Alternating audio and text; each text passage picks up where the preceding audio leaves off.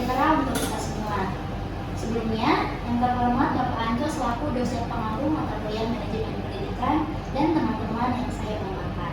Di sini, kita di kelompok 3 akan membahas mengenai kepemimpinan dalam pendidikan. Ini sebelumnya perkenalkan, saya selaku moderator yaitu Rivanisel Pesuganda, biasa dipanggil Fani, dan ada rekan saya sebagai narasumber. Yang pertama ada. Halo, perkenalkan nama saya Muhammad Hasan Hayi, biasa dipanggil Hasan. Hai, saya Anissa Lodari, bisa dipanggil Ica. Hai, nama saya Riki, biasa dipanggil Riki. Hai, perkenalkan nama saya Alfian Sabdillah, biasa dipanggil Pian. Oke, kita langsung aja nih masuk ke pembahasan yang pertama. Saya mau bertanya ke Kak Hasan ya. Nah, menurut Kak Hasan, bagaimana nih perubahan teknologi telah mempengaruhi cara kepemimpinan dalam pendidikan dilakukan? Kalau menurut saya, perubahan teknologi telah mempengaruhi kepemimpinan dalam pendidikan dengan memberikan akses ke sumber daya digital, memungkinkan pembelajaran jarak jauh dengan mengubah cara pemimpin berkomunikasi dengan staf, siswa, dan orang tua. Oke, baik. Jadi menurut Kak Hasan itu perubahan teknologi telah mempengaruhi kepemimpinan dalam pendidikan dengan memberikan akses ke sumber daya digital. Nah, buat rekan-rekan yang lain bagaimana nih? Atau apa ada tanggapan? Menurut saya sih kalau misalnya kayak teknologi itu merubah kepemimpinan atau tidak, menurut saya kayak iya. Karena semakin majunya teknologi, semakin banyak juga kayak hal-hal baru yang semua orang itu dapetin. Mungkin kayak dari tentang apa itu pemimpinan, tentang apa beda sama zaman dulu. Kalau zaman sekarang kan mungkin kita bisa nih dari Google nyari kepemimpinan itu apa, dalam pendidikan itu seperti apa. Jadi kayak menurut saya perubahannya itu sangat signifikan dalam teknologi karena teknologi itu bisa merubah pola pikir semua orang untuk menjadi lebih maju. Itu aja sih pendapat dari saya. Oke, saya sangat setuju nih dengan pendapatnya Kak Hasan dan Kak Ica bahwa perubahan teknologi itu sangat mempengaruhi pola pikir semua orang. Nah, baik, kita akan lanjut ke pembahasan yang berikutnya. Oke, saya mau nanya nih ke Pak Riki. Menurut Pak Riki, apa dampak kesenjangan ekonomi dalam masyarakat terhadap kepemimpinan pendidikan? Kalau menurut saya tentang kesenjangan ekonomi dalam masyarakat dapat mempengaruhi kepemimpinan pendidikan dengan menciptakan tantangan dalam menyediakan akses yang adil, mendistribusikan sumber daya secara merata, dan memastikan kesetaraan peluang pendidikan. Itu menurut saya. Oke, tadi kan di jawabannya ada kata memastikan kesetaraan peluang pendidikan. Nah, menurut Pak Riki sendiri, maksud dari itu tuh apa sih? Maksud saya di sini untuk memberikan kesetaraan di dalam pendidikan itu yaitu memberikan beasiswa kepada siswa atau siswi yang berasal dari keluarga tidak mampu. Jadi mereka mampu tapi secara ekonomi dia tidak dapat melanjutkan ke jenjang pendidikan karena mungkin kurang mampu. Nah, itu dari pemerintah itu atau dari kepemimpinan masalah pendidikan itu mereka terangkat biar bisa sama-sama melanjutkan pendidikan tersebut, seperti itu. Oke, Pak Riki, kita next aja ya ke pembahasan berikutnya. Sepertinya saya akan bertanya ke Kak Piani. Menurut pandangan Kak Piani, bagaimana pemimpin pendidikan dapat berkontribusi dalam memecahkan masalah pelecehan dan kekerasan di sekolah? Apalagi akhir-akhir ini tuh sedang viral banget ya kasus pelecehan di sekolah, bahkan ada mahasiswa yang sampai bunuh diri juga. Nah, tanggapan dari Kak Piani itu bagaimana? Kalau menurut pandangan saya ya, pemimpin pendidikan itu dapat berkontribusi dalam memecahkan masalah pelecehan dan kekerasan yang ada di sekolah itu dengan menciptakan lingkungan yang aman, mendukung program yang namanya itu anti pelecehan sebenarnya, dan juga memberikan pelatihan kepada staf dan siswa tentang perilaku yang tidak diinginkan. Kak Pian, nih di sini saya akan lebih menekankan lagi mengenai mendukung program anti pelecehan. Nah, menurut Kak Pian sendiri programnya itu harus yang seperti apa gitu? Oke, baik. Untuk programnya ya, paling saya itu sebagai pemimpin dari setiap peserta didik yang melakukan hal tersebut, itu awalnya memang kita sudah berikan edukasi mengenai pelecehan ataupun kekerasan yang terjadi di sekolah. Nah, untuk sanksinya memang kita berikan secara tegas. apabila dari setiap peserta didik melakukan kekerasan ataupun pelecehan seksual terhadap peserta didik lainnya, itu kita akan melakukan sanksi tegas berupa DO, ya kan, atau sanksi sosial lainnya mengenai hal yang sudah dilakukan oleh peserta didik lainnya gitu. Apabila dari yang pelaku ini melakukan hal tersebut. Oke, baik Kapian. Nah, jadi mungkin jawaban dari Kapian ini bisa dijadikan referensi di setiap lembaga pendidikan untuk lebih bisa mendukung lagi program anti pelecehan supaya tidak terjadi lagi hal-hal yang tidak diinginkan seperti pelecehan dan yang lainnya. Oke. Baik, kita akan ke pembahasan berikutnya. Sekarang saya akan bertanya kepada Kak Ica nih. Saya mau minta pendapatnya Kak Ica ya. Nah, pertanyaannya, mengapa kepemimpinan dalam pendidikan itu begitu penting? Menurut Kak Ica itu bagaimana? Mengapa kepemimpinan dalam pendidikan itu begitu penting ya? Karena menurut saya kepemimpinan dalam pendidikan sangat penting karena pemimpin pendidikan mempengaruhi arah dan kualitas sistem pendidikan. Mereka berperan dalam meningkatkan mutu pembelajaran, mengolah sumber daya, menciptakan lingkungan belajar yang positif dan menginspirasi para pemangku kepentingan.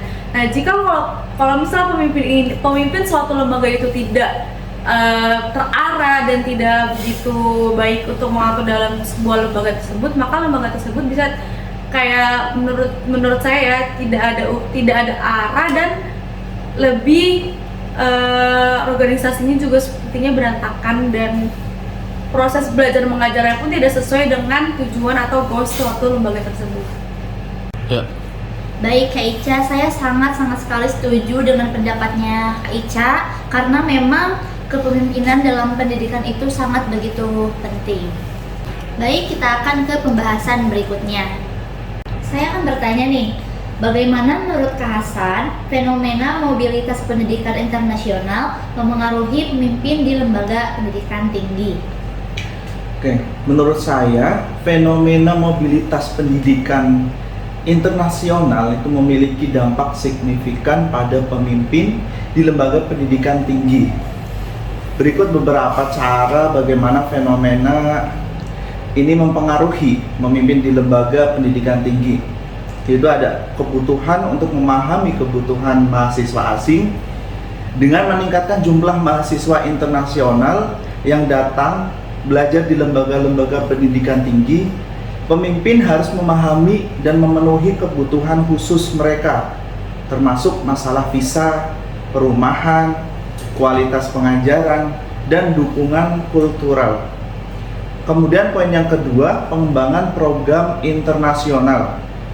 Pemimpin lembaga pendidikan tinggi harus mengembangkan program akademik dan kultural yang menarik bagi mahasiswa internasional. Dan ini bisa melibatkan kolaborasi internasional, akreditasi, atau program pertukaran mahasiswa. Kemudian poin yang ketiga, ada manajemen keragaman.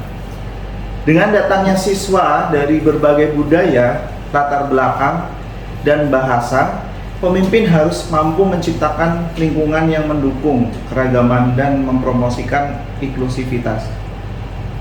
Poin yang keempat, pemasaran internasional. Pemimpin harus memahami cara memasarkan lembaga mereka secara global untuk menarik mahasiswa internasional dan mempertahankan citra internasional yang positif. Kemudian poin yang kelima, kerjasama internasional. Dengan pemimpin lembaga pendidikan tinggi seringkali perlu menjalin kemitraan internasional dengan universitas, lembaga riset, atau industri di luar negeri. Ini dapat membantu dalam pengembangan program bersama, pertukaran pengajar, dan riset internasional. Kemudian untuk poin keenam, kepatuhan regulasi internasional. Itu pemimpin harus memahami dan mematuhi regulasi internasional terkait pendidikan tinggi, termasuk aturan visa, pengakuan gelar, dan persyaratan akreditasi. Baik, mungkin jawaban dari Kak Hasan sudah sangat jelas ya. Mungkin barangkali narasumber lain ada yang mau menambahkan mengenai mobilitas pendidikan internasional. Pak Riki, apa ada yang ditambahkan? Baik, tambahan dari saya untuk pertanyaan yang tadi ya, tentang pendidikan internasional itu artinya termasuk ke persaingan global. Nah, di sini persaingan untuk menarik mahasiswa internasional kan semakin kuat. Nah, di sini harus ada peran pemimpin yang harus memiliki strategi yang kuat untuk bersaing di pendidikan internasional. Yang berikutnya ada perubahan budaya di dalam lembaga. Artinya, mobilitas pendidikan internasional dapat membawa perubahan budaya di dalam lembaga pendidikan tinggi, termasuk perubahan dalam bahasa pengantar, gaya pengajaran, dan cara bekerja sama dengan staf internasional. Kemudian yang berikutnya ada di manajemen keuangan. Nah, di sini pemimpin harus mengolah aspek keuangan yang berkaitan dengan pendapatan dari mahasiswa internasional, seperti biaya studi, beasiswa, dan biaya lain-lainnya. Demikian tambahan dari saya untuk tentang masalah pendidikan internasional. Baik, saya sangat setuju sekali mengenai pendapatnya dari Kak Hasan dan Pak Riki. Mungkin saya menambahkan sedikit ya. Jadi dengan mobilitas pendidikan internasional yang terus berkembang, pemimpin di lembaga pendidikan tinggi harus memiliki pengalaman yang kuat tentang aspek-aspek ini dan kemampuan untuk beradaptasi dengan perubahan dalam lingkungan pendidikan global. Oke, baik, kita akan lanjut ke pembahasan berikutnya. Nah, sekarang saya ingin meminta pendapat dari Kak Pian ya. Menurut Kak Pian itu bagaimana seorang pemimpin pendidikan dapat memotivasi guru dan staf di sekolah? Menurut saya sih kalau seorang pemimpin pendidikan itu yang dapat memotivasi guru dan juga staf sekolah maksudnya ya, dan juga dengan mendengarkan mereka, memberikan pengakuan atau kerja keras mereka, memberikan pelatihan dan juga pengembangan yang relevan gitu. Nah, jadi untuk menciptakan lingkungan kerja yang mendukung pertumbuhan profesional, dan juga selain itu pemimpin juga dapat memberikan umpan balik yang konstruktif gitu dan mengarahkan mereka menuju tujuan bersama. Saya setuju sih dengan jawabannya Kak Pian juga, karena sebagai pemimpin itu kita harus sebagai pemimpin itu wajib memotivasi guru. Contohnya di kantor saya. Jadi di kantor saya itu setiap karyawan yang memiliki suatu prestasi itu akan dibeli gelar seperti kayak best employee, best ini, best itu, dan itu tuh kayak lumayan dapat hadiahnya, dan itu pun bisa membuat karyawan tersebut peningkatan kinerja kerja mereka, karena mereka merasa dihargai dan diapresiasi seperti itu. Baik, terima kasih atas jawaban dan tanggapan dari Kak Alfian dan Kak Ica.